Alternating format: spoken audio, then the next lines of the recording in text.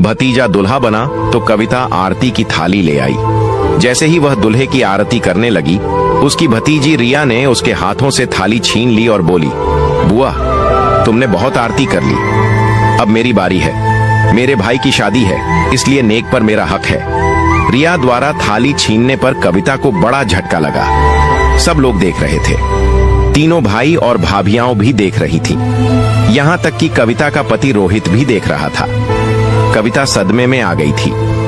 किसी ने भी रिया द्वारा आरती की थाली छीनने पर कुछ नहीं कहा था। कविता की अपने ही घर में इतनी बड़ी बेइज्जती कभी नहीं हुई थी। कविता रूठ कर कमरे में जाकर बैठ गई। उसे ऐसा लग रहा था जैसे उसको आसमान से नीचे पटक दिया गया हो।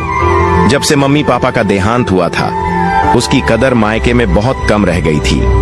कविता की उम्र ज्यादा नहीं थी। 5 साल पहले ही तो उसकी शादी हुई थी। 3 भाई और 3 बहनों में वह सबसे छोटी थी, सबकी लाडली थी। कविता को रोना आ रहा था। उसकी आंखों से झरझर आंसू बहने लगे। कविता की दोनों बड़ी बहनें उसके पास आ गई। बड़ी बहन उसके सर पर हाथ फेरते हुए बोली, रोती क्यों है छुटकी? तू जानती नहीं क्या हम अब बुआ बन गई हैं? अब इस घर में हमारा पहले जैसा हक नहीं रहा। तू भी जल्दबाजी करती है। रिया के भाई की शादी है, इसलिए वही तो उसकी आरती करेगी, उसे ही नेक मिलेगा। कविता बोली, दीदी तीनों भाइयों की आरती आप दोनों ने की, क्योंकि तब मैं शादीशुदा नहीं थी। मैंने इस घर में एक भी दूल्हे की आरती नहीं की। अब पहले भतीजे की शादी है, मेरा ही हक बनता है। अगर माँ जिंदा होती तो मुझसे ही करवाती। सबके सामने मेरे हाथ से थाली छीन ली गई, कोई कुछ नहीं बोला। इसका भी बहुत दुख है दीदी। इतना कहकर कविता बड़ी बहन के गले से चिपककर रोने लगी। मंझली बहन भी रो पड़ी, बोली, कविता के साथ सचमुच बहुत बुरा हुआ दीदी। मम्मी पापा के गुजरने के बाद हमारी इस घर में कोई कदर नहीं रह गई है।